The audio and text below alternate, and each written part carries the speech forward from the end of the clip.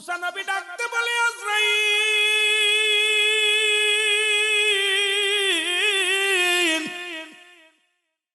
তুমি বাবলি কেমন করে আমার এই চোখ দিয়ে আমি রব্বে কারিমের নূরের তাজাল্লি দেখছি রে, এই চোখ দিয়ে তোমার আমি ঢুকতে দিব বাবলে কেমন করে?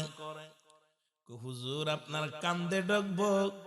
বলে আজরাইল দাঁড়াও, কান্দে তোমার ঢুকতে দিব না। কি ব্যাপার, কি আমার কারণ কি? কারণটা হলো আমার রব্বি কারিমের কথাগুলো আমি কান্দে শ্রবণ করেছি। আমি জীবনে এই কান্দে গান শুনি নাই, এই কান্দে কোনোদিন দুনিয়ার মধ্যে কান্দে কোনো ফাইসা কথা শুনি নাই। সুতরাং আমার এই কান্দে আমি তোমার ঢুকতে দিতে পারি না। আজরাইল দাঁড়াও। চলে যাবে মুসলমান, চলে যাবে মুখের কাছে, মুখ বলবে আজরাইল দাঁড়াও, এই মুখ দিয়ে আমি আমার আল্লাহর সঙ্গে কথা হয়েছে, সুতরাং আমার মুখ দিয়ে তোমার ঢুকতে দিতে পারি না।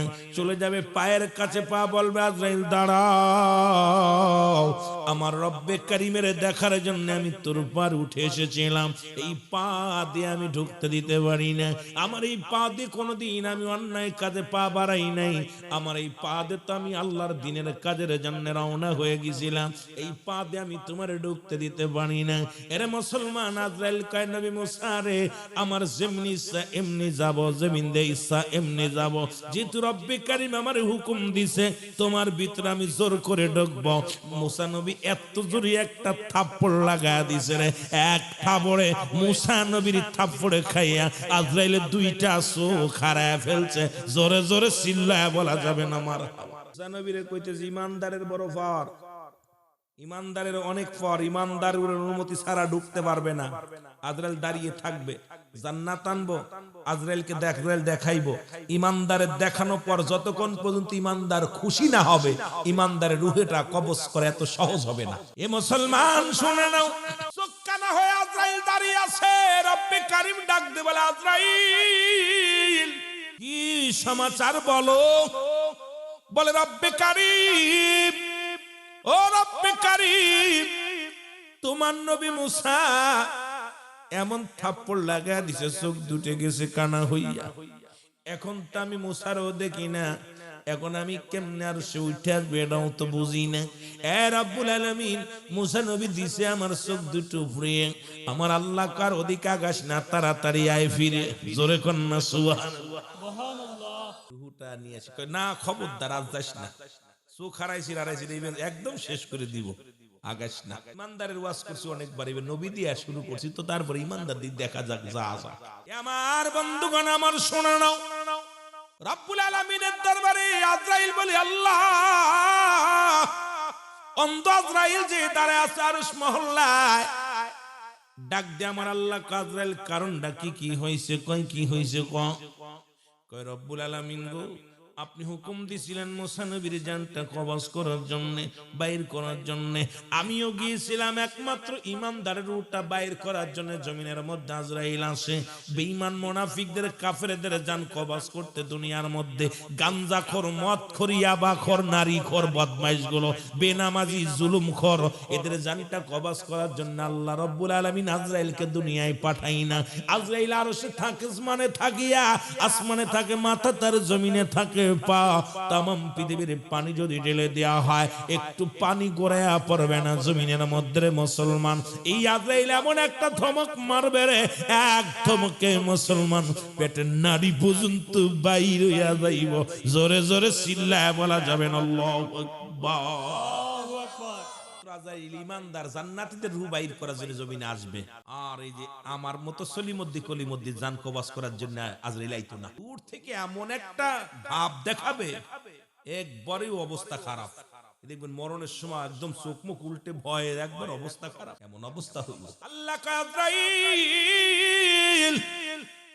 এরে আমার নবী মুসা তোমার চোখ দুইটা কানা করে দিছে, আমি তোমার কুদরতি হাত মোবারক দিয়া মুসা নবী, মুসলমান মুসা নবী যেহেতু তোমার চোখ দুটো উঠিয়ে ফেলেছে, আমি আল্লাহ রাব্বুল আলামিন আমার নবীর ইজ্জতের খাতিরে তোমার চোখ দুটো ভালো করে দিলাম। জোরে জোরে চিল্লায় বলো মারহাবা। চোখ দুটো ভালো হয়ে গেছে। আজরাইল কাল্লা এখনই যামু, তার জানটা নিয়ে আসি। আল্লাহ কয় এত বাড়াবাড়ি করিস না, দাঁড়া দাঁড়া। একবার যে মার খাইছো লজ্জা নাই? বই আমার বন্ধুগুলো, আমার পাগলগুলো তো শীতরে ভয় পায় না, ঠান্ডা ভয় পায় না। এই যে কত মুরব্বী আছে দেখবেন ফজরের নামাজের সময় জুয়নটা ওঠে না, কম্বল মুড়িতে ঘুমায়, আর বুড়াটা ঠান্ডা পানিতে ওযু কইরা যায় নামাজ নিয়ে বয়া থাকে। জোরে কোন ঠিক কিনা? আরে এমনি কি এই পাগলগুলোর কাছে আজরাইলাই বা ফাজলাই মারতেইব, কথা বুঝিনি? আল্লাহর সঙ্গে যার ভাব, যার সাথে নাই নবীজির প্রেম, তার ভাষণে ভাব রাইখো না। যার সনে নাই আল্লাহর প্রেম, তার সনে ভাব রাইখো না। জোরে কোন ঠিক কিনা? যার দিলে আল্লাহর ভয় নাই, যার দিলে নবীর প্রেম নাই, ওর সঙ্গে মিশো না, শান্তি নাই। ঠিক কিনা? ঠিক কিনা? এরে আজরাইল সাল্লাম কাল্লা কাজরাইল রে, যা আমার বন্ধুর কাছে যা, যাবি আদবের সঙ্গে যাবি। বন্ধু যদি কিছুদিন থাকতে চাই রেখে আসবি। আমার আল্লাহ ডাক দে কয় নবী মুসা রে, তোমার লগে কিছু কথা বলতে চাই আমি নিরালয়। কথাটা হলো তুমি আরো কতদিন বাঁচতে চাও বলো। আল্লাহ তারপরে কতদিন বাঁচাইতে চান? কয় 50 বছর, 100 বছর, 500 বছর, 1000 বছর, কতদিন থাকতে চান? মুসা নবী কাল্লা তারপরে কি হবে আমি জানতে চাই। ওই 1000 বছর বাঁচলাম তারপরে কি হবে? 50 বছর বাঁচলাম তারপরে কি হবে? আমার রব্বে কারীম কয় মুসা রে, আমি স্রষ্টা তুমি সৃষ্টি, সুতরাং সৃষ্টি জগৎ থাকবে না, তোমাকে দুনিয়া থেকে বিদায় নিতে হবে রে নবী মুসা। একমাত্র আমি স্রষ্টা থাকবো, সৃষ্টি থাকবে না। সুতরাং এই 50 বছর 100 বছর যদি হায়াত দিই, এরপরও তোমার মরণের পেয়ালা পান করা লাগবো। মুসা কাল্লাই নেই, তাহলে আর 50 বছর বাইসে লাভ কি? বুড়া হয়ে গেছি, হাড্ডি মাড্ডি বেকা হয়ে গেছে, চুল পেকে গেছে, দাঁত পড়ে গেছে, এখন আর মনও চায় না বেঁচে থাকতে। তা যাওয়ার আগে একটা কথা বলি, আল্লাহ আমি চলেই যাই, আমার আর থাকতে মন চাচ্ছে না। তবে যাওয়ার আগে দুইটা দাবি। একটা দাবি হলো আমার আপনার সঙ্গে শেষ দেখাটা করব, শরিয়াতে একটু কথা বলার বড় স্বপ্ন, একটু দেখা করব। দ্বিতীয় নাম্বার দাবি, আল্লাহ আমার বনি ইসরাইলের মানুষগুলো খুব অসহায়, এদেরকে কি অবস্থা হবে বড় বুঝতেছি না। এদের কি অবস্থা হবে? এদের খাওয়া দাওয়ার ব্যবস্থা, এরা তো আমার বংশের মানুষ, এদের কষ্ট হইলে আমার কমের লোক কষ্ট পাইলে আমি কষ্ট পাই, এদের একটু খাবার টাবার ব্যবস্থা একটু ভালো করে করে দিও। সুবহানাল্লাহ বলেন। আল্লাহ কয় মুসা কবে দেখা করবি? কয় দেখা তো আল্লাহ মন তো চায় এখনো যেতে, যারে ভালো লাগে তার তো দেখতে মন চায় বারবার। আল্লাহ কয় ঠিক আছে আগামী দিন আইতো। মুসা আলাইহিস সালাম রওনা দিছে, 3 জন লোকের লগে দেখা, খুব খেয়াল করবেন। 3টা লোকের লগে, একটা লোক মুসা নবী যাচ্ছে তুর পাহাড়ে যাচ্ছে, লাঠি একখান হাতে নিয়ে চলে যাচ্ছে তুর পাহাড়ে। এখন সালাম দিছে, আসসালামু আলাইকুম নবী মুসা, কই যাও? কয় যাচ্ছি তো আল্লাহর সঙ্গে দিদার করতে। আমার একটা নালিশ নিবা? কয় নালিশটা কি? কয় আল্লাহ আমার এত ধন সম্পদ দিছে, প্রচুর পরিমাণ অর্থ দিছে আল্লাহ, এই অর্থ কমবে কি করলে? এত সম্পদ আর ভালো লাগে না, কি কাজ করলে এই ধন সম্পদ কমে যাবে? এটা তোমার আল্লাহর একটু জিগাইও দিনি। মুসা কয় নিলাম, তোর নালিশটা নিলাম, ঠিক আছে। এর মধ্যে আরেকজনের সঙ্গে দেখা। কয় নবী মুসা কই যাও? কয় যাচ্ছি তো আল্লাহর সঙ্গে দেখা করতে। কয় আল্লাহর সঙ্গে যাইছো, আমার একটা নালিশ নিবা? কয় কি নালিশ? নালিশটা হলো আমি যে মানুষের বাড়ি বাড়ি ভিক্ষা করে খায়, অভাবী মানুষ, তোমার আল্লাহ আমারে বানাইছে মানুষের দ্বারে দ্বারে ভিক্ষা করে খাওয়ায়, তার সহ্য হয় না। তোমার আল্লাহরে জিগাইবা আমি ধন সম্পদের মালিক কি কাজ করলে হবে? জোরে বলেন না সুবহানাল্লাহ। নিলাম তোমার নালিশ। আরেকটা মানুষ হাত নাই পা নাই, বেটা বইয়া আছে রাস্তার কোলে, বইয়া বয়া ইল্লাল্লাহ ইল্লাল্লাহ জিকির করতেছে। কয় নবী মুসা কই যাও? কয় তুর পাহাড়ে যাইতেছে আল্লাহর সঙ্গে দেখা করার জন্য। আমার একটা নালিশ নিবা? কি নালিশ? তা আমার আল্লাহ তোমার হাত দেয় নাই, পাও দেয় নাই, আমারে কি আল্লাহ বানাইছে, আমারে দিয়ে কোনো কাজে লাগবে না, এটা কি আল্লাহরে জিগাইবা? যে আমার যদি কাজে না লাগে তা আমারে কেন বানাইছে, একটু আল্লাহরে জিগাইবা? মুসা কয় নিলাম তোমার নালিশটাও নিলাম, ঠিক আছে আগে যাই তো। এখন রব্বে কারিমের কাছে চলে গেছে মুসা আলাইহিস সালাম, যে সালা আল্লাহর সঙ্গে পরিচয় কথাবার্তা হচ্ছে পর্দার মধ্যে থেকে। এখন আল্লাহ পাক বলতেছে মুসা সব কথাবার্তা হয়ে গেল, এখন মুসার তো শেষ দিন, মৃত্যুবরণ করবে, এখন তো আল্লাহর সঙ্গে শেষ দেখাটা। এখন সর্বপ্রথম যখন বনি ইসরাইলের নামে নালিশ দিছে, আল্লাহ আমার কমের মানুষগুলো খুব অভাবী মানুষ, এদের কিছু খাবারের ব্যবস্থা করে দিবেন যাতে করে এই মানুষগুলো অনাহারে না থাকে। আল্লাহ রাব্বুল আলামিন মুসা তোমার হাতে কি? কয় লাঠি। এই লাঠি দিয়ে আমি ওই পাতা পারি, তারপরে সাগরের মধ্যে ফেলে দিলে নদী হয়ে যায়, এরপরে এটা ওটা করি, অনেক কিছু কাজ করি। আল্লাহকে আমি তোর অত কিছু তো জিগাই নাই। বলছে হাতে কি কয় লাঠি, লাঠি দিয়ে তুই কি সাপ বানাস আর এ বানাস, সে কিছু জিগাইছি তোরে?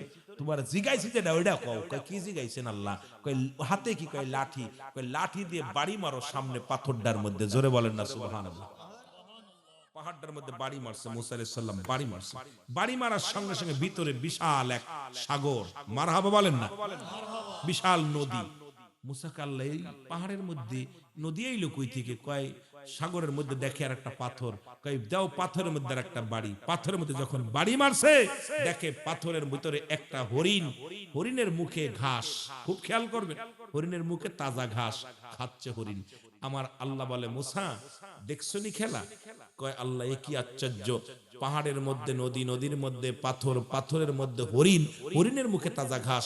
আমার আল্লাহ কয় মুসা তুমি শুধু তোমার কম নিয়ে চিন্তায় আছো, তুমি তোমার বনি ইসরাঈলদেরকে নিয়ে টেনশনে আছো, আর আমি রব্বে কারীম সারা পৃথিবীর সমস্ত মাখলুকাতের রব। আমি শুধু বনি ইসরাঈলের রব নয়, আমি শুধু তোমার রব নয়, আমি শুধু এই কওমের লোক রব নয়, আমি রব্বে কারীম আসমান জমিনের ভিতরে, সত্তরা জমিনের ভিতরে যা কিছু আছে সব কিছুর রব আমি আল্লাহ। এ মুসা তাকায় দেখো, এই সাগরের মধ্যে, এই সাগরের মধ্যে পাথর, পাথরের মধ্যে হরিণ, এটাকেও আমি খাওয়াই। সুতরাং তুমি তোমার কওমের জন্য আসছো, তুমি মনে রেখো আমি আল্লাহ সমস্ত প্রাণীকে খাওয়াই। জোরে বলেন না সুবহানাল্লাহ। মুসা নবী লজ্জা পেয়ে গেছে, আল্লাহ আমি ভুল হয়ে গেছে আমার। মুসা আর তুমি খালি তোমার কওমের চিন্তা করো, আর আমি চিন্তা করি গোটা কুল কায়নাত। চিন্তা করছে না ওর ভিতরে? মুসা নবী ডাক দিয়ে বলেন রব্বুল আলামিন আমি লজ্জা পেয়ে গেলাম। সুতরাং আমার আল্লাহ কয় মুসা রে, তামাম পৃথিবীর যত মাখলুকাত আছে, এই মাখলুকাতটা আমি আল্লাহ যা যা বানাইলাম, রিজিকের সন্ধান আমি আল্লাহ দিলাম। পাহাড়, নদী, নালার মধ্যে, সাগরের মধ্যে যত প্রাণী আছে সব কিছুকে আমি আল্লাহ খাওয়াই। সুতরাং মনে রাখবি রে মুসা, আমি শুধু একটা জাতির জন্য নয়, একটা কওমের জন্য নয়, আমি রব্বি কারীম তামাম কুল কায়নাতের মাখলুকাতের খোদা, কুল কায়নাতের রব। আমি শুধু বান্দার রব নয়, আসমান জমিনের রব, সারা পৃথিবীর মালিক আমি আল্লাহ। গোটা জাতির আমি খাওয়াই। জোরে জোরে চিল্লায় বলো মারহাবা। এ ভাইরা, তারপরে তুমি কেন ঘুষ খাও? এ ঘুষখোরেরা, সুদখোরেরা শোন, ও ঘুষখোর, সুদখোর, এরা দুনিয়ার মধ্যে রব্বে কারীম তো যারে ভ্যান চালায় খায় তারও দিন চলে যায়, যে ব্যক্তি না খেয়ে আছে তারও দিন চলে যায়। তারপরে তুমি কেন হারাম খাবে? কারণ এই দুনিয়ার মধ্যে একবারে চিন্তা করো, আমার আল্লাহ কয় কুল্লু মান আলাইহা ফান, আল্লাহ কয় বান্দারে এই জমিনের মধ্যে যা কিছু আছে সব আমি চূর্ণ বিচূর্ণ করে দিব। এই জমিনের মাটিগুলো পুড়ে আমি তামা বানায় দিব। এই জমিনের মাটিগুলো আজকে কত মাটি ফাঁকি দিলা, এক ভাই আর এক ভাইয়ের জমি ফাঁকি দিলা, এক ভাই আর এক ভাইয়ের সম্পদ ফাঁকি দিলা, বোনের সম্পদ ভাই ফাঁকি দেয়। ডিপজালের মতো বড় পড়া যারা আছে দেখলাম প্রতিনিয়ত মিডিয়ার মধ্যে দেখি ডিপজালের বোনেরা মিডিয়ায় বিচার চায়, আমার ভাই আমাদের ফাঁকি দিছে রে মুসলমান শুনে নাও। এই রকম অনেক বাবা তার মেয়েরে ফাঁকি দিছে, ভাই তার ভাইরে ফাঁকি দিছে, ভাই তার বোনরে ফাঁকি দিছে। কিন্তু এই দুনিয়ার মধ্যে যত জমিন আছে রব্বে কারীম বলে বান্দা এগুলা আমি পুরায়া তামা বানায়া দিব। আল্লাহ বলে বান্দারে এই জমিনের মধ্যে যত মাটি আছে রে, এই মাটিগুলো আমি আল্লাহ পুরায়া তামা বানায়া দিব। এই জমিনের মধ্যে যত পানি আছে, 3 ভাগ পানি 1 ভাগ মাটি, আল্লাহ কয় মাটিগুলো পুড়ে তামা হয়ে যাবে আর পানিগুলো পুড়ে ছাই বানায়া দিব। যেদিন কিচ্ছু বলতে কিচ্ছু থাকবে না, সেদিন থাকবে শুধু আমি আল্লাহ। আল্লাহ কয় বান্দারে যেদিন কেউ থাকবে না তোর সঙ্গের সাথী রে, যেদিন কেউ তোর আপনজন, যাদের জন্য আজকে ঘুষ খাও, যাদের জন্য সুদ খাও, যাদের জন্য তুমি অর্থের পাহাড় গড়লা, এ মুসলমান শোনো, সব কিছু পর হয়ে যাবে, একমাত্র রব্বে কারিম থাকবে অবশিষ্ট। আল্লাহ কয় বান্দা যেদিন সব কিছু চূর্ণ বিচ্ছিন্ন হয়ে যাবে, মাটিগুলো পুড়ে তামা হয়ে যাবে, পানিগুলো পুড়ে ছাই হয়ে যাবে, যেদিন কিচ্ছু বলতে কিচ্ছু থাকবে না, সেদিন থাকবো আমি আল্লাহ, আর আমি থাকবো আমার রসুলের ভালোবাসা নিয়ে। এই জন্য আমি আপনাদেরকে বলবো, যারা নবীরে ভালোবাসেন আল্লাহকে পাওয়ার জন্য, এরাই দুনিয়ার মধ্যে উত্তম মানুষ, উত্তম মানুষ, উত্তম মানুষ। এই জন্য নবীর প্রেম আর আল্লাহর গোলামি করে যারা যেতে পারি, দুনিয়া তো শান্তি, পরপারেও শান্তি। এই কার জন্য ঘুষ খাও, কার জন্য সুদ খাও, কার জন্য দুনিয়ার সম্পদের পার বানাইলা? ও যুবক, এই দুনিয়া থেকে যখন বিদায় নিয়ে যাবা, তোমার দেহখানা খাবে, তোমার দেহ খাবে পোকে, তোমার সম্পদ খাবে লোকে। জোরে কোন ঠিক কিনা? সম্পদ থুয়া গেছো, ভাই খাবে, ছেলে খাবে, মেয়ে খাবে, পরিবার পরিজন খাবে, তোর দেহখানা পোকামাকড়ে ভাগ করে খাবে। সুতরাং এই দেহের মধ্যে যেন পোকা না লাগে, দেহের মধ্যে যেন মাটিতে স্পর্শ না করে, সেই আমলগুলো করার দরকার আছে কি না? আরো জোরে বলেন আছে কি না? তাহলে সুদ খাওয়া যাবে, ঘুষ খাওয়া যাবে, হ্যাঁ, ফাঁকি দেওয়া যাবে কারু? এ আমার ভাইরা, আমার বন্ধুরা, আমার যে কথাগুলো বলি দিলের কান্ডা লাগা শোনো গো। ও যুবক, এবার মুসা আলাইহিস সালাম বলে, রব্বে কারীম, তিনটা প্রশ্ন নিয়ে আসলাম, যদি উত্তর পাইতাম বেশি মজা লাগতো। আবার আল্লাহ কয়, মুসা রে আবার কি? বলে, রব্বে কারীম গো, যাবার আগে এই বুঝি আমার শেষ দেখা, আর যদি এত ধন সম্পদ আমার হইছে, কি আমল করলে আমার এই ধন সম্পদ কমে যাবে? নবী মুসা কয়, ধনী রে, আজ থেকে তুমি আর শুকরিয়া আদায় করবা না, দেখবে তোমার ধন সম্পদ কমে যাবে। ধনী কয়, নবী মুসা আমারে কি পাগল পাইছো রে? যদি ধন সম্পদ দিয়া যদি আল্লাহ আসমান পর্যন্ত দেয়, তবু আল্লাহ শুকরিয়া ছাড়তে রাজি নয়। জোরে জোরে চিল্লায়া বলে আলহামদুলিল্লাহ। ধনীর ধন সম্পদ আরো দ্বিগুণ বাইরা গেছে, জোরে বলেন মারহাবা। ধনী কয়, মুসা আমারে কি পাগল পাইছো যে আমার ধন সম্পদ দেয় দিক নেয়নি, কিন্তু আল্লাহ শুকরিয়া আদায় করতে আমি বাদ দেবো কেমনে তুমি ভাবলা? দেখছেন ইমানদার যত ঠান্ডা পড়ুক, ওরে বন্ধ কর, যতই শয়তান লাগুক পিছে, ও ফরজ গোসল কইরা যে নামাজ দাঁড়ায় যায়, ওরে ঠেকাইতে পারে না। জোরে বলেন ঠিক কিনা? কারণ শয়তান কয় বিষ ঠান্ডা দিয়ে, এত ঠান্ডা পানি নিয়ে পানির ভিতরে হাত দেয়, এরকম দৌড় দেখো, দেখ ধরবো কি ধরবো না। ইমানদার যায় ঠান্ডা পানিতে ভালো করে অজু করে গোসল করে একদম মসজিদে যে দাঁড়ায় আছে। শয়তান কয়, কাম সারছি, এত ঠান্ডা পানি ধরলাম তাও বেটারে বন্ধ করতে পারলাম না। কথা বুঝলেন কি? আর মুনাফিক নাক ডেকায় ঘুমাইবো, কিন্তু ইমানদার হারাম হারাম জিনিস যখন সামনে আসবে, সুন্দরী একটা নারী যখন আসবে, এ তার দিকে তাকাইবে। আর ইমানদার কয়, ওই জাহান্নামের দিক তাকাইতাম না। সুবহানাল্লাহ বলেন। ইমানদার, ইমানদারের দাম কেমনি বাড়ছে? রব্বে কারীমের কাছে প্রচুর পরিমাণ দাম, বড় দাম, মর্যাদার আসন আল্লাহ দান করেছে। জোরে বলেন না মারহাবা। এ আমার ভাইরা, আমার বন্ধুরা, আমার মুসা নবী যায়, এবার দেখা হলো ওই গরিব মহিলার সঙ্গে দেখা। সালাম দা, আসসালামু আলাইকুম নবী মুসা, তোমার আল্লাহরে জিগাইছনি? আমি আমার কথাটা কি তোমার আল্লাহরে জিগাইছনি? নবী মুসা কয়, মা জিগাইছি। কয়, কি কইছে তোমার আল্লাহ? কয়, আমার আল্লাহ কইছে রে মা, তুমি বেশি বেশি শুকরিয়া আদায় করো আমার আল্লাহর, দেখবে তোমার ধন সম্পদ বেড়ে যাবে। ওই বুড়ি মহিলা ডাক দে কয়, নবী মুসা, তোর আল্লাহ আমারে কি দিছে? তোর আল্লাহ শুকরিয়া কেন আদায় করব? তোর আল্লাহ আমার মানুষের বাড়ি বাড়ি ভিক্ষা করে খাওয়ায়, মানুষের দাঁড়ে দাঁড়ে চেয়ে খাওয়ায়, তোর আল্লাহ শুকরিয়া আমি আদায় করব না? সঙ্গে সঙ্গে বড় একটা তুফান আসছে, আসিয়ারে মুসলমান বাতাস আসিয়া বুড়িমার কুড়িয়ে ঘরটা ভাঙ্গিয়া চুরিয়া তছনছ করে দিছে।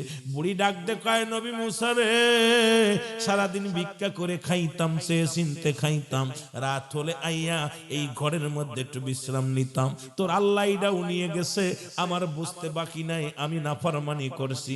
সঙ্গে সঙ্গে আদায় করে আলহামদুলিল্লাহ, আমার আল্লাহ রাব্বুল আলামিন সুন্দর একটা ঘর বানায়া দিছে ফেরেশতাদের দিয়া। ফেরেশতারা যা আমার ওই বুড়ি মাকে যা যা ওই নবী মুসার সামনে যাইয়া তারে ধনী বানায়া দে। এবার বুড়িমার সুন্দর একটা ঘর আল্লাহ নির্মাণ করে দিছে। এমন কি মুসলমান ফেরেশতা দিয়া ও মুসলমান তারে ধনী বানায়া দিছে। জোরে জোরে চিল্লায়া বলা যাবে না মারহাবা। বুড়ি কয়, মরছি রে, যেই কইছে তোর আল্লাহ আমারে খিতা দিছে রে, আল্লাহ খুব কষ্ট পাইছে, তো শুকরিয়া আদায় করতেই নাফরমানি করার সঙ্গে সঙ্গে একদম সাইজ করে দিছে। এ যুবক, যাইতে যাইতে দেখে সেই প্রতিবন্ধী হাত পা বিহীন লোকটা মুসা নবীর অপেক্ষায় বসে আছে রে। কই, নবী মুসা রে, তুমি তোমার আল্লাহরে জিগাইছো নি? নবী মুসা কয়, প্রতিবন্ধী রে, মাওলারে তো জিগাইলাম, তোরে কেমনে করে বলি রে, তোরে আমি বলতে পারি না, বড় কষ্ট হয়। প্রতিবন্ধী কয়, নবী মুসা রে বলো না, আমার আল্লাহ আমার কেন বানাইলো, দুনিয়ার মধ্যে কেন পাঠাইলো, আমার আল্লাহর কি কোনো কাজে লাগবে নি আমারে দিয়া? এরে মুসলমান শুনে নাও, আমার দে কোনো কাজে লাগবে নি, তোমার আল্লাহ একটু জিগাইছো নি আমার আল্লাহরে? প্রতিবন্ধীরে ডাক দে। নবী মুসা কয়, ও প্রতিবন্ধী,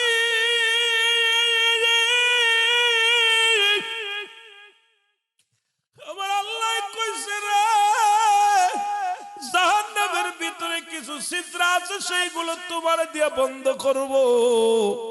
প্রতিবন্ধী উচ্চ আওয়াজে ডাক দে বলে, আমার আল্লাহু আকবার, আলহামদুলিল্লাহ।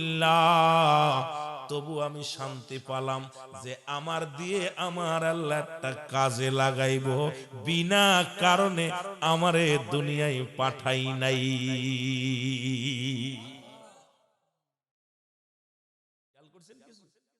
প্রতিবন্ধী আলহামদুলিল্লাহ, আমি খুশি, আমি মনে করছিলাম আরে শুধু শুধু বানাইছে, আল্লাহর একটা কাজে লাগবে বিলে আমারে পাঠাইছে। আমার আল্লাহ ডাকতে কয়, জিবরিল তাড়াতাড়ি যারে ওই পাবিন আদমিন লোকটারে যা জিগায় যাব, ওরে আমি আল্লাহ এত খুশি হয়েছি রে, একটা জান্নাত নয়, আমি আল্লাহ 8টা জান্নাতের দরজা খুলে দিলাম ওই প্রতিবন্ধীর জন্য, জাহান্নামের আগুন চিরতরে মাফ করে দিলাম।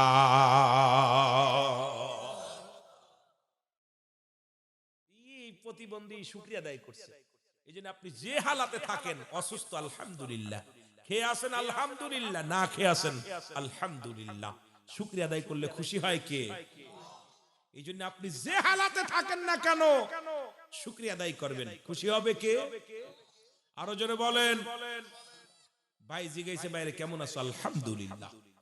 আরে ভালো নেই রে, গ্যাসে ধরছে, পেটে ব্যথা, মাথায় জ্বালা, ও বাপ, কপাল পোড়া। তুই যেভাবে থাকিস আলহামদুলিল্লাহ। ভাই অসুস্থ আছি, তারপর আল্লাহ খুব ভালো রাখছে, আলহামদুলিল্লাহ। যার একটা চোখ নাই, যার 2টা চোখ আছে, তার শুকরিয়া আদায় করার দরকার। যার 1 চোখ আছে, যার 2 চোখ নাই, যার 1 চোখ আছে, তারও শুকরিয়া আদায় করার দরকার। যে ব্যক্তি অসুস্থ, যে লাঠি হাত দিয়ে ভরতেছে আর যে লাঠি ছাড়া চলতেছে, ও শুকরিয়া আদায় করার দরকার, আল্লাহ আমার তো লাঠি ভর দিয়ে দাওনি। তার শুকরিয়া আদায় করে সারা দিন ভরে রব্বে কারীমের প্রশংসা করে শেষ করা সম্ভব? কথা কয় না কেন? আমার ভাইরা, আমার বন্ধুরা, আমার মুসা নবী গুটি গুটি পায়ে রওনা দিলেন। রওনা দিছে, 3 জনের উত্তর দিয়া রওনা দিয়ে চলে গেলেন। পথের মধ্যে দেখে রে কিছু লোক, 10-12 জন সাদা পোশাকধারী মানুষ কবর খনন করতেছে। একটা কবর খনন করে মুসা নবী আস্তে আস্তে চিন্তা করে, আরে আসার সময় দেখলাম কোনো মানুষ নাই, এখানে কেন কবর খনন করে চলে গেলেন? আস্তে আস্তে যা বলে আসসালামু আলাইকুম ভাই। ওয়ালাইকুম আসসালাম। আপনারা কবর খোঁজেন কার? বলে একজন মানুষ মারা যাবে তার কবরটা খনন করি। বলে সেই লোকটার, এই গ্রামের একজন মানুষ, এই মহল্লার একজন মানুষ মারা গেছে, তার কবরটা খনন করি। এইবার মুসা নবী ডাক দে, কয় কার? কয় ওই তো এই গ্রামের একজন মানুষ, এখানে কবর হবে। মুসা নবী কয় কবরটার পাশে দাঁড়ায়া দাঁড়ায়া রয়েছে। এইবার লোক ফেরেশতারা ডাক দে, কয় নবী মুসা, মনে কিছু যদি না করেন, কবরটা যদি আমাদের সঙ্গে সহযোগিতা করতেন, আপনি শুনেছি আপনি ভালো কবর খুঁড়তে পারেন, একটু কবরগুলো খুঁড়ে দেন। মুসা নবী কয় দাও, আমার কাছে দাও। মুসা নবী নিজের কবরটা সুন্দরভাবে খুঁড়লেন। মুসা নবী তখনও জানে নাই কবরে তার ঘুমাইতে হবে। কবরটা যখন খনন করা হয়ে গেল, এইবার মুসা নবী ডাক দে বলে, ভাই এই কবরটার মধ্যে যিনি ঘুমাইবে মাপ ঠিক আছে নি? ফেরেশতারা কয় হুজুর মনে কিছু করবেন না, যে লোকটা এই জায়গা ঘুমাইবে মাপটা ঠিক আপনার মতো, দেখতে শুনতে আপনার মতো। এই কবরের ভিতরে যে মায়েরটা, যে লাশটা ঘুমাইবে লম্বা চওড়া আপনার মতো। যদি কিছু মনে না করেন একটু শুয়ে দেখেন দি মাপ ঠিক আছে নি? জোরে জোরে চিল্লায়া বলা যাবে না মারহাবা। মুসা নবীর কবর মুসা নবী নিজে খুঁজতেছে, ফেরেশতা দিয়ে খুঁচাইতেছে। কথা বুঝিনি? কবরটা সুন্দর খুঁজছে, খুঁজা মুসা নবী তাকায় আছে। আরে এত সুন্দর কবর খুঁজলাম। ফেরেশতা তো মানুষের সুরত ধরে রইছে। নবী মুসা, আপনি একটু কবরের ভিতরে শুয়ে দেখেন দি মাপ ঠিক আছে নি? মুসা নবী শুইছে, শুয়া কবরের ভিতরে খুব আরে কবর, আর এর ভিতরে থাকলে কেউ নিবে না তোর খবর। সব বয়া বয়া চিন্তা করতেছে। একদম কবর ভিতরে ঘুরলি দিয়ে একদম তাকায় তাকায় দেখতেছে। আল্লাহ কয় আজরাইল আর দেরি করিস না, দৌড়ো, জান্নাত থেকে একটা আপেল নিয়ে যা। সুবহানাল্লাহ বলেন। মুসা নবী খুব আপেল প্রিয় ছিল। মুসা নবীর প্রিয় খাবারের ভিতরে আপেল খাবারটা, এইটা মুসা নবী খুব পছন্দ করতেন। আল্লাহ রাব্বুল আলামিন আজরাইল কয় একটা আপেল নিয়ে জানা যায়। মুসা নবী দেখবে, আপেল দেখলেই মুসা নবী হাত বাড়াবে। মুসা নবী ক্লান্ত হয়ে গেছে কবর খুঁজতে খুঁজতে, বেটারে খাওয়ানোর সময় মরার আগে একটু খাওয়াই নিয়ে আপেলটাই না। মুসা নবী ডাক, আসসালামু আলাইকুম হুজুর। ওয়ালাইকুম আসসালাম। হুজুর আপনি তো ঘেমে গেছেন, আরামে বসে আছেন কবরের ভিতরে, খুব ভালোই লাগতেছে, তাই আপেলটা খান শুয়ে শুয়ে। আপনি এত কষ্ট করে কবর খনন করছেন। যেই আপেলটা দেইকা কামড় মারছে আজরাইল ঢোক তাড়াতাড়ি ভিতরে। আজরাইল ভিতরে ঢুকছে। সুবহানাল্লাহ বলেন না। আজরাইল ডুইকা আস্তে অপেক্ষা করে, বুকের ভিতর চাপ দিতেছে, শেল্লের চাপ। শেল্লের চাপ সব। মুসা আলাইহিস সালাম আল্লাহ কোন বিপদে ফেলাইলা? কবর কোন গাডা গাইমা গেছে, বুকের ভিতর শেল্লের চাপ দিতেছে। আপেলটা আল্লাহ কয় আপেলটা না খাওয়া পর্যন্ত নিবি না জান্ডা, পুরোটা খাবে তারপরে নিবি, খবরদার। খাওয়াটা শেষ, মুসা নবীর খানা শেষ। আজরাইল দইরা কয় হুজুর আসসালামু আলাইকুম। ওয়ালাইকুম আসসালাম। কয় হুজুর আপনার খবর আপনি নিজে খুঁজছেন। হুজুর এই যে যারা আপনার সহযোগিতা করছে একটাও মানুষ না, সব ফেরেশতা। সুবহানাল্লাহ কইতে নিরে আরো জোরে, আরো জোরে। হুজুর আপনি আপেল পছন্দ করে আল্লাহ পাঠাইছে। হুজুর আপনার বিয়াদবি মাফ করবেন, আপনার সময় শেষ, আমি আয়া গেছি ভিতরে, এখন আপনার রুহটা নিব আপনার কাছে। মুসা আলাইহিস সালাম চিন্তা করে, আই আজরাইল আমার চালাকি করে ঢুকলি? আমি চালাকি করে ঢুকি নাই, আপনার অনুমতি নিয়েই তো ঢুকছি। আপেল ফল খান, আপেল খাওয়াই নিছি। সুবহানাল্লাহ কইতে নি আপেল খাওয়াইছি। খাওয়াই আজরাইল আলাইহিস সালাম জান্ডা নিয়ে গেছে। যখন রুহটা নিয়ে গেছে আজরাইল আলাইহিস সালাম, আমার আল্লাহ কয় ফেরেশতারা যাও, আমার মুসাকে উঠাও, কবর থেকে উঠাও, জান্নাত থেকে পানি আনো, সুন্দর করে গোসল করাও। সুন্দর করে গোসল করাবা, জান্নাত থেকে পোশাক নিয়ে আসবা। দুনিয়ার কোনো পোশাক আমার মুসার দিবা না, দুনিয়ার কোনো পানি আমার মুসার গায়ে দিবা না, দুনিয়ার জান্নাতি পানি নিয়ে আসো। জান্নাতি পানি এনে মুসা আলাইহিস সালামকে গোসল করানো হলো, জান্নাতি পোশাক এনে মুসা আলাইহিস সালামের গায়ের মধ্যে দেয়া হলো। আমার আল্লাহ কয় ফেরেশতারা তোরা ইমামতি কর, ইমামতি করে জানাজা পড়, জানাজা পড়া আমার নবী মুসারে কবরে শোয়া দে। মুসা আলাইহিস সালামের ফেরেশতা দিয়া জানাজা পড়ায়া কবর দেয়া হলো। আজও পর্যন্ত পৃথিবীর মানুষ সঠিকভাবে বলতে পারে না মুসা নবীর কবর কোনটা, কারণ ওই যে আপনার ওই যে পথ দিয়ে রাসূলে আমার যে মুসা আলাইহিস সালাম ওই তুর পাহাড়ে যাইতেন, মানুষের একটা ধারণা মুসা আলাইহিস সালাম এই জায়গার মধ্যে কোথাও শুয়ে আছে। ওই জায়গা করে বড় লম্বা করে একটা কবরের জায়গা বানিয়ে রাখছে, ঘিরে রাখছে, দেখাইছে যে এটা মুসা নবীর কবর। কিন্তু আজ পৃথিবীর কোন মানুষ মুসা মুসা নবীর দাফন করার নাই, পৃথিবীর কোন মানুষ মুসা নবীর গোসল করার নাই, পৃথিবীর কোন মানুষ মুসা নবী কখন কোন হালাতে মরছে কেউ জানে না। ফেরেশতার মাধ্যমে তাকে দুনিয়া থেকে দাফন করানো হয়েছে, কাফন পরানো হয়েছে, জানাজা পড়ানো হয়েছে, গোসল করানো হয়েছে। জোরে বলেন মারহাবা। আরো জোরে। এ আমার ভাইরা, আমার বন্ধুরা, আমার শুধু এই নবী নয়, দুনিয়ার মধ্যে কোন ইমানদারের কাছে যখন আসবেন, রুহটা নেওয়ার জন্য যখন ইমানদারের কাছে আজরাইল আসবে, সালাম দিবে, আসসালামু আলাইকুম কামালউদ্দিন সাহেব, ওয়ালাইকুম আসসালাম। বলে আজরাইল বলে আমি আপনার কাছে আসছি রুহটা নেওয়ার জন্য।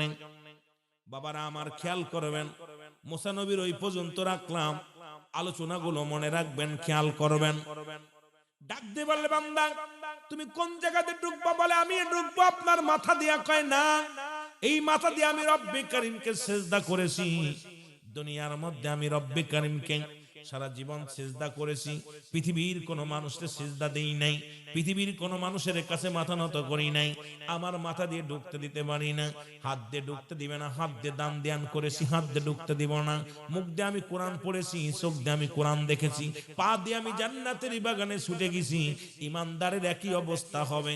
এবার আল্লাহ রাব্বুল আলামিন ডাক দিয়ে বলবে আজরাইল তুমি জান্নাতের ভিতরে যাও, ওই জান্নাতের নিয়ামতগুলো আমার বান্দারে দেখায়া দাও। ডাক দিয়ে বলবে কালামউদ্দিন চৌধুরী সাহেব শোনো, রুহুল আমিন সাহেব শোনো, শুনে নাও, শুনে নাও। এ মুসলমান শুনে নাও, বুরহানুদ্দিন শোনো, এ বাবা বুরহানুদ্দিন শোনো, শুনে নাও। বলে কি? বলে তুমি যাও এবার ভালো করে জান্নাত, এবার জান্নাতে যাও, জান্নাত থেকে তুমি আল্লাহু আকবার নামটা লিখবা, জান্নাতের উপরে আল্লাহু আকবার মাঝখানে লেখা থাকবে লা ইলাহা ইল্লাল্লাহু সাল্লাল্লাহু আলাইহি ওয়াসাল্লাম। বান্দা যখন এই কালেমা পড়বে, ভিতরে আজরাইল ঢুকবে। ও যুবক, পাঁচটা কারণ দেখলেই মনে করবে না আর দুনিয়ার মধ্যে ফিরবে না। আজরাইল যখন ভিতরে ঢুকে যাবে, 40 দিন আগেই তো সমস্ত আপনার রূহটা যখন 40 দিন আগেই আরশ মহল্লায় লেখা হয়ে যায়, অমুক ব্যক্তি মারা গেছে, বুরহানুদ্দিন মারা গেছে, রুহুল আমিন মারা গেছে, কিন্তু মানুষের অনুভব করতে পারে না। কিন্তু 40 দিন আগে মানুষের পরিবর্তন হয়ে যায়, চেহারার লাবণ্য এসে যায়, পাপিষ্ট মানুষের চেহারা নষ্ট হয়ে যায়, পাপিষ্ট মানুষগুলো পাপের দিকে আর বেশি লিপ্ত হয়ে যায়, পাপিষ্ট মানুষগুলো অন্যায় কাজে বেশি লিপ্ত হয়ে যায়। আর ইমানদার কিন্তু পরিবর্তন, তার চেহারার পরিবর্তন হয়ে যায়, আমলের পরিবর্তন হয়ে যায়, তার চলাচল, উঠা বসা, সব খাওয়া দাওয়া সব কিছু পরিবর্তন হয়ে যায়। এই মানুষটাকে দেখেই মনে হয় এই মানুষটার ফিরবে না, এই মানুষটা রব্বে কারিমের সঙ্গে আলাপের জন্য, সাক্ষাতের জন্য অপেক্ষা আছে। জোরে জোরে চিল্লায় বলা যাবে না মারহাবা। আমার ভাইয়েরা, আমার বন্ধুরা, আমার আজরাইল যখন এই কালেমা পড়ার পর যখন ভিতরে ঢুকবেন, ঢুকা পারো যুবক, 6টা কোন কোন কিতাবের মধ্যে আছে 6টা গুণাগুণ দেখলে মনে করবেন আর ফিরবে না। প্রথম যখন আপনার বুকের ভিতরে চাপ প্রবেশ করবে, যখন আপনার রুহটাকে ধরবে, বুকের ভিতরে একটা চাপ দিবে, চাপটা দিলে কেউ আসবে বলে হার্ট অ্যাটাক করছে, কেউ বলে ডাক্তারের কাছে নিয়ে যাও, কেউ বলবে কবিরাজের কাছে নিয়ে যাও, কেউ বলবে পানি পড়া দে, কেউ বলবে মলম লাগায় দে, কেউ তেল ডলে দে, মালিশ করে দে, পৃথিবীর কোনো কাজ হবে না। এই লোকটার মুসলমান বুকের ভিতরে আজরাইল এসে গেছে, ধমক দিয়েছে, দাঁড়িয়ে গেছে রে মুসলমান। এবার যখন মুসলমান প্রথম ধাপ, দ্বিতীয় ধাপ যখন ওই ব্যক্তির মুসলমান, শুনে নাও, দ্বিতীয় ধাপে মুসলমান এর চোখের উপরে দুনিয়ার সব, দুনিয়ার মধ্যে যত যত অন্যায় করেছিল, ভালো কর্ম করেছিল, সব তার সামনে হাজির হয়ে যাবে। এই মানুষটা ছটপট শুরু করে দিবে, ডান বামে তাকাতাকি করবে। এদিকে মানুষ মনে করে মাতাল হয়ে গেছে, হয়তো ব্রেনের সমস্যা হয়েছে, লয়ে যা তাড়াতাড়ি ডাক্তারখানায় নিয়ে যা, কবিরাজখানায় নিয়ে যা। এর মুসলমান সবাই বলবে তোর বাবা ভুল বলতেছে, তোর আব্বা ভুল বলতেছে, মা ভুল বলতেছে, মনে হয় ব্রেনের সমস্যা হয়েছে। না না, তোমার 80 বছরের জিন্দেগির মধ্যে যত কুকর্ম, ভালো কর্ম গুলো এইবার আপনার সামনে একটা হাজির করে ফেলবে। ও মুসলমান শুনে শুনে নাও দেখবে বান্দা এবার আপনার ভিতরটার ভিতরে কেন যেন ভয় লাগবে রে মুসলমান।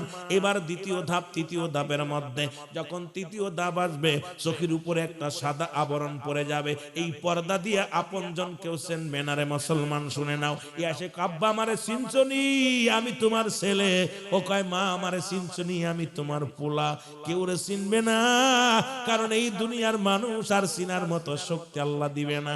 এই চোখের উপরে সাদা একটা আবরণ এসে যাবে, এই আবরণ দ্বারা দুনিয়ার কোনো আলো বাতাস সে দেখতে পাবে না, দুনিয়ার কোনো বন্ধু বান্ধব দেখতে পারবে না, দুনিয়ার কোনো ভাই বন্ধু দেখতে পারবে না, দুনিয়ার কোনো আপনজন সে চিনবে না, চিনতেও চাবে না। তার উপর নজর এসে যাবে, উপর নজর এসে যাবে।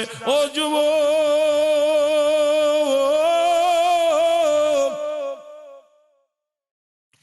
চতুর্থ ডাবতে যখন এসে যাবে এই বুকের ভিতরে গাড়ি একটা শব্দ এসে যাবে।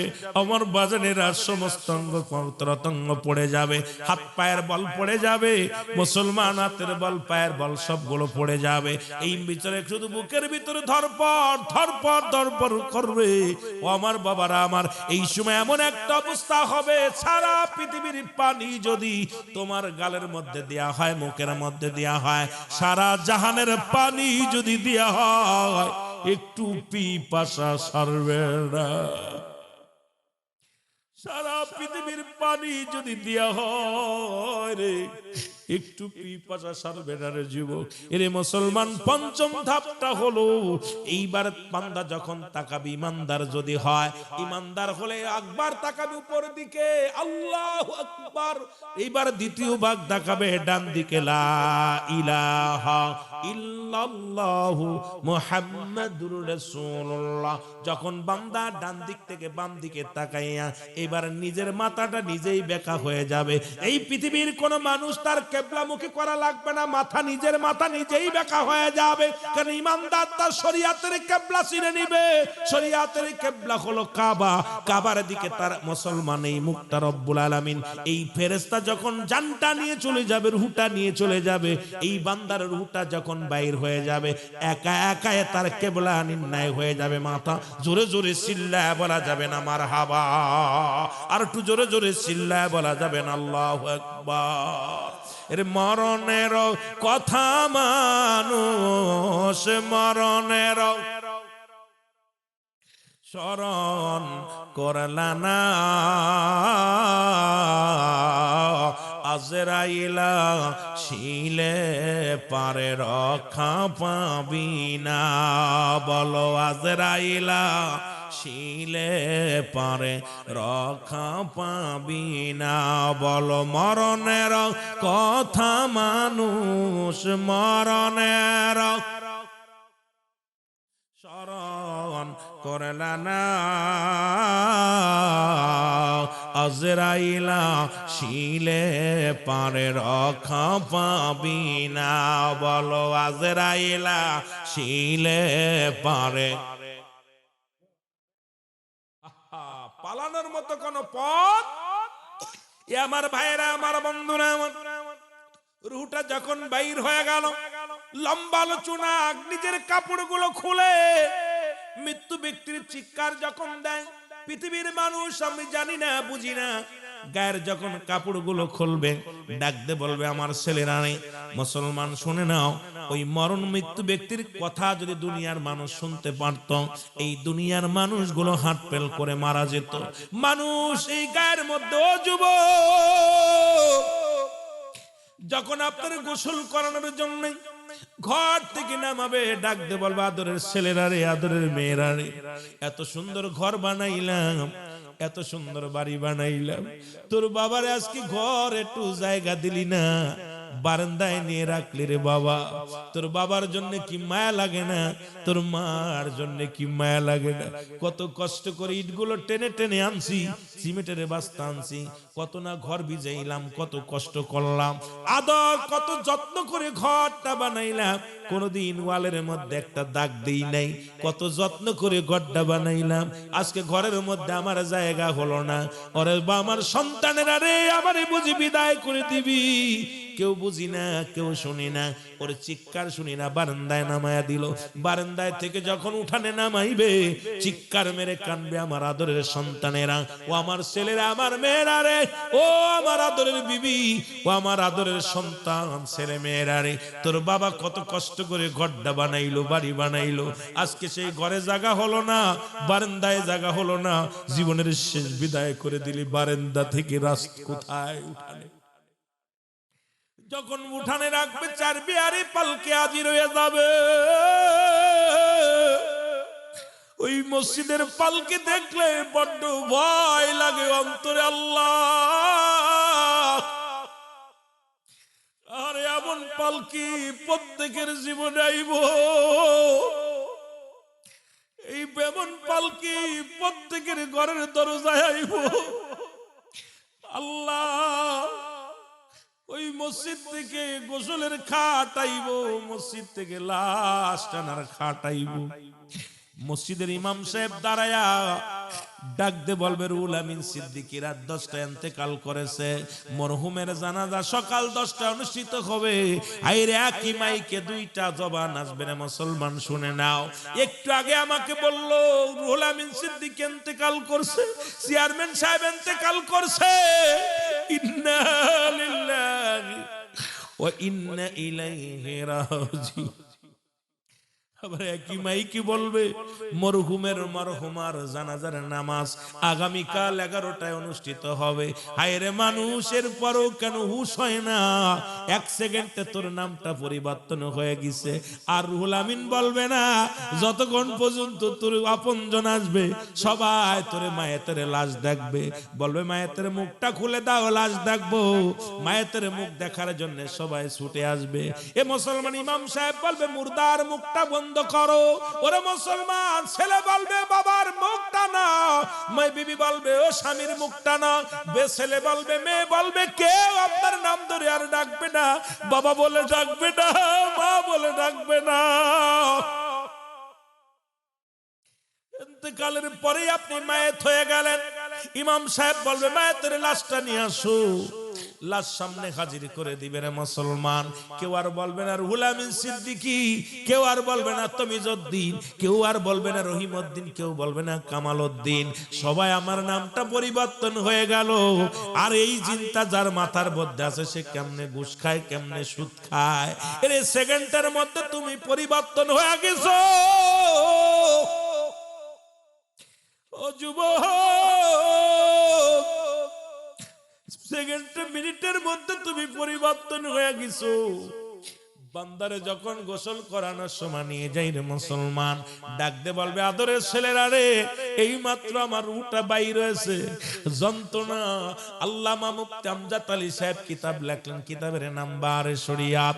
এই কিতাবের মধ্যে লিখতে যা বললেন, মানুষ যখন সাধারণ মৃত্যুবরণ করে 70টা উটের গায়ের চামড়া জবাই না করিয়া উল্টো দিকে টান দিয়া লবণ আর মরিচ লাগা দিলে যতটুকু যন্ত্রণা হয়,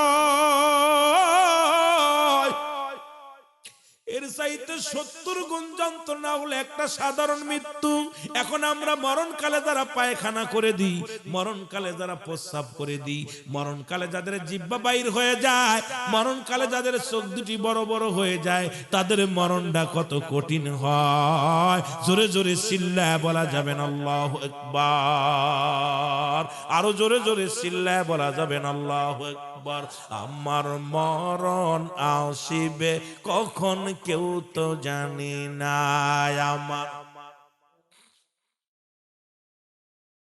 আরো জোরে জোরে বলেন, আমার মরণ আসিবে কখন কেউ তো জানি, এ আমি চলে যাব আমায় তোমরা ভুইলা যাইও না, আমি চলে যাব। ডানে বামে মাটি আমার মাটির বিছানা, ডানে বামে মা, আরো জোরে জোরে বলেন, ডানে বামে মাটি আমার। এই পৃথিবী চিরদিনই থাকার জায়গা নয়, অন্ধকার কবর যে তোমার আসল ঠিকানা রে মানুষ, অন্ধকার কবর যে তোমার। এই পৃথিবী চিরদিনই থাকার জায়গা নয়, অন্ধকার কবর যে তোমার আসল ঠিকানা রে বাবা, অন্ধকার কবর যে তোমার। আমি চলে যাব, আমায় তোমরা ভুইলা যাইও না, আমি চলে যাব। ডানে বামে মাটি, আমার মাটির বিছানা ডানে। এ দুনিয়ার মুসলমান,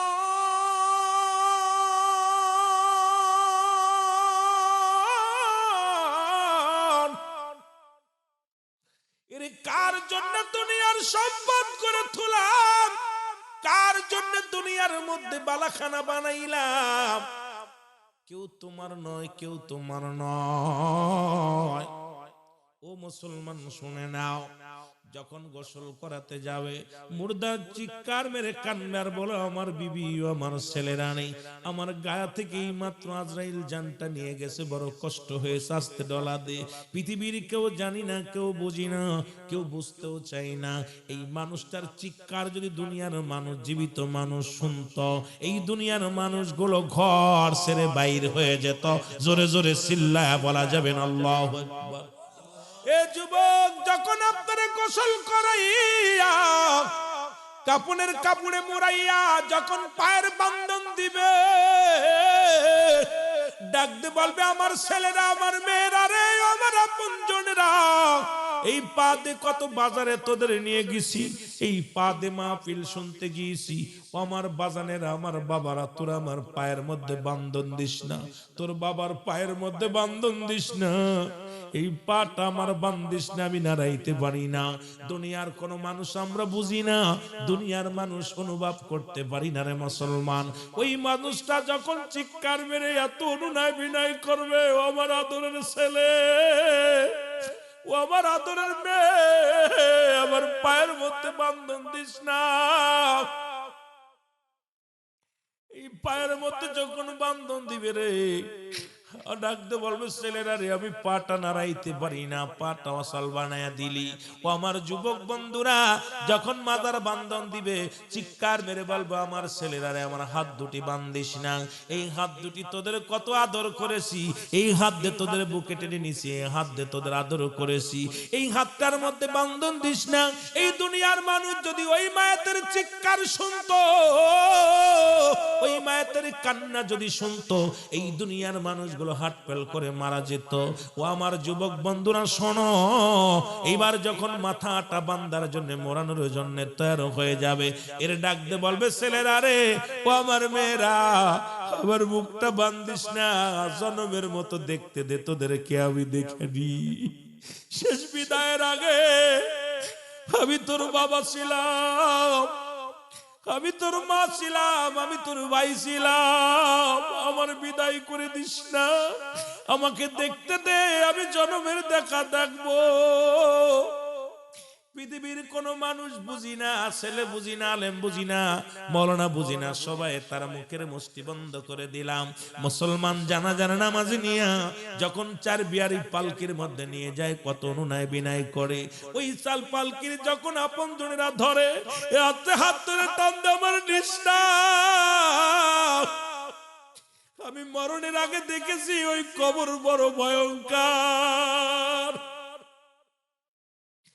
আমি মরণের আগে আমার দেখানো হয়েছে ওই কবরে বড় আযাব, ওই কবরে সাপ আসবো, ওই কবরে আগুন দিব, ওই কবরে বিশ্ব আসবো। ও আমার আদরের সন্তানেরা রে, তোর বাবারে দিস না, ওই জায়গায় আমি থাকতে পারবো না, ওই অন্ধকারে থাকতে পারবো না, অন্ধকার ভুবনে আমার জন্য তোরা নিস না। পৃথিবীর কেউ বুঝি না, সবাই বিদারের জন্য প্রস্তুতি হয়ে যায়, কিন্তু আপনজনদের দাঁড়ে দাঁড়ে কান্দে মুসলমান, ঢুটা পাঁচ পাঁচ দৌড়ায়, এরে মুসলমান আত্মাটা পাঁচ পাঁচ দৌড়ায়, এই পারে করে রে। ইমাম সাহেবকে ডাক দেবো, ইমাম সাহেব হুজুর আমি ওই কবরটা ভয়ঙ্কর হবে, আমাকে দেখানো হয়েছে দুনিয়ার আযাব, ওই কবরের গোর আযাব দেখানো হয়েছে আমাকে। নিষ্ণা দুনিয়ার মানুষ যদি বুঝতো, এই আওয়াজটা যদি দুনিয়ার মানুষ শুনতো, এই দুনিয়ার মানুষ ঘর দরজা ছেড়ে দিয়া জঙ্গলে বসবাস করত। জোরে বলেন আল্লাহু আকবার। এই দুনিয়ার মানুষ যদি এই কান্নাটা খালি শুনতো, মৃত্যু ব্যক্তির কান্না, মৃত্যু ব্যক্তির এই কান্নাটা যদি একবার আল্লাহ শোনাতো কাউকে, এই ব্যক্তি দুনিয়ার মধ্যে জীবনেও অন্যায় পথে পা বাড়ানোর মতো। পৃথিবীর সব প্রাণী শুনতে পায়, একমাত্র মানুষ এবং দানব বুঝতে পারে না। এদের বোঝার মতো শোনার মতো জ্ঞান আল্লাহ দেয় না। আমার বাবারা জানাজার নামাজ পড়ার সময় কানবে, ও আমার সন্তান আমাকে ছেড়ে দে, আমি নামাজ পড়বো, তোরা সবাই দাঁড়িয়ে গেছিস, আমাকে দাঁড়া করে দে। কেউ বুঝি না, নিয়ে যাবে। যখন জানাজা শেষ করে যখন কবর পর্যন্ত নিয়ে যাবে, তখনও একটু নামাজ শেষ করার পর যখন কবরের দিকে নিয়ে যাবে, তখন একটু আনন্দ পাবে। চিন্তা করে দোয়া দরুদ পড়ে যখন নিতে নিতে যাবে, তখন চিন্তা করে আমাকে মনে হয় বাড়ির দিকে নিয়ে যাচ্ছে, আমাকে মনে হয় ভালো একটা জায়গা নিয়ে যাচ্ছে। যখন রেখে কবরের পাশে যখন ওই পালকিটা রেখে যখন লাশটা ধরে, তখনই মুর্দার কান্না, আর কে দেখবে? এই তখন করুণ সুরে কান্না, আমাকে ভিতরে দিস না, আমি থাকতে পারবো না এই অন্ধকার গহীনের মধ্যে, এই কবরে আমি কেমনে থাকবো? বাতি নাই, সাথী নাই, বন্ধু নাই, একটু পরে আযাবের ফেরেশতা আসবে, আমাকে তোরা দিস না। অনেক কান্না করব, কিন্তু কেউ তো বুঝি না। যখন কবরের ভিতরে শুয়াইয়া বিসমিল্লাহি ওয়া আলা মিল্লাতি রাসূলুল্লাহ, রাসূলুল্লাহ বলিয়া যখন লাশ মোবারক রেখে যখন ও বান্দা যখন লাভ ধরবে, তখন হাত দিয়ে টানে ধরবে। আমরা বুঝতেছি না, অনুভব করতেছি না, হাউমাউ করে কানবে, তোরা যাস না আমারে তুইয়া, আমি থাকতে পারবো না, আমাকে একা রেখে যাস না, আমি থাকতে পারবো না, এই ভয়ঙ্কর অন্ধকার রাখিস না। কেউ কিন্তু শুনি না, সব আসতে একজন দুজন তিনজন যখন উঠে আসে, যখন বাঁশের চাউলি দেয়, এরকম অনুনয় বিনয় করে কান্না কান্না কান্না, ওই অবস্থায় যখন তার উপরে মাটি দিয়ে যখন দেখে চলে আসে, সব যখন বিদায় হয়ে গেল, তখনই হায় আফসোস। তখন সবাই যখন চলে আসছে, আসা পর কবরের ভিতরে সর্বপ্রথম প্রবেশ করবে মুনকার নেকির আসার আগে একজন ফেরেশতা ঢুকবে। এই ফেরেশতার নাম হলো নুমান ফেরেশতা। জোরে বলো আল্লাহু আকবার। নুমান ফেরেশতা সর্বপ্রথম কবরে ঢুকবে, ঢুকিয়াই দুইটা কাগজ হাতে থাকবে, দুইটা থাকবে, একটা হলো নেকির কাগজ, একটা হলো বদির কাগজ। হাতের মধ্যে ধরায় দিয়ে বলে, বান্দা লেখো, তুমি 80 বছর 50 বছর যা করছো, যার যার আমল নামা তার লেখা লাগবে। আমার বাজানেরা খুব খেয়াল, কারুর আমল বলা যাবে না আমি টিপসই দিব, আমি লিখতে জানি না, কোনো আফিল চলবে না, যার যার আমল নামা তার লেখা লাগবে। বান্দা তুমি লেখো, উনি দেখবে ভালোগুলো আমল, তখন বলবে আমি লিখবো কেমনে, আমার কাছে তো কোনো কলম নাই। বলবে কলম হলো তোমার শাহাদত আঙ্গুল মুবারক। মারহাবা বলেন না, আর একটু জোরে।